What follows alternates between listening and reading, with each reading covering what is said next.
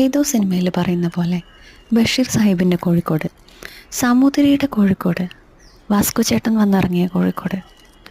പക്ഷേ ഇതൊന്നുമല്ല എൻ്റെ കോഴിക്കോട് എന്ന് പറയാനാണ് എനിക്കിഷ്ടം. അപ്പം നമ്മുടെ ലൊക്കേഷൻ വരുന്നത് കോഴിക്കോട് തന്നെയാട്ടോ. കഥ പറയുന്നതിനിടയ്ക്ക് ഞങ്ങളുടെ സ്റ്റോറിലെ കുറച്ച് സാധനങ്ങൾ കാണിച്ചു തരാം. ഇതൊക്കെയാട്ടോ സ്റ്റിക്കി നോട്ട്സ്. നമ്മുടെ പ്രൈം ലൊക്കേഷനിലൊന്നാട്ടോ ഈ സ്റ്റോറും. ആർട്ട് പ്രോഡക്റ്റ്സ് ആണ് ഇവിടുത്തെ മെയിൻ. നമ്മുടെ കലാകാരന്മാർക്കൊക്കെ വരയ്ക്കാനും കുറിക്കാനും ഒക്കെ ആയിട്ട് കുറേ സാധനങ്ങൾ ഇവിടെ ഉണ്ട്.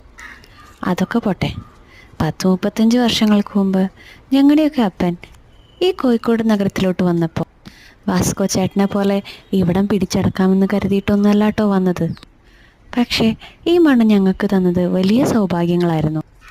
എല്ലാത്തിനുപരി നമ്മളെയൊക്കെ പടച്ചുവിട്ട ഒരാളില്ലേ, മേലിരിക്കുന്ന മൂപ്പർക്ക് വല്ലാത്ത പ്ലാനിങ് ആയിരിക്കും.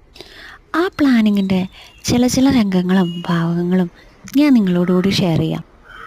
എന്ന് വെച്ചാൽ ഈ കഥ ഇനിയും തുടരുമെന്നർത്ഥം.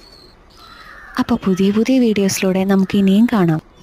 അപ്പോൾ പറഞ്ഞതുപോലെ അഭിപ്രായങ്ങളും വിമർശനങ്ങളും കമൻസിൽ അറിയിക്കാൻ മറക്കരുത്. പിന്നെ ഈ വീഡിയോയുടെ തുടക്കത്തിൽ ഞാനൊരു സിനിമ ഡയലോഗ് പറയുന്നുണ്ട്. ആ സിനിമ ഏതാണെന്ന് അറിയുന്നവരൊന്ന് പറഞ്ഞേ. അപ്പോൾ ശരി, പുതിയ വീഡിയോസായിട്ട് ഇനിയും കാണാം.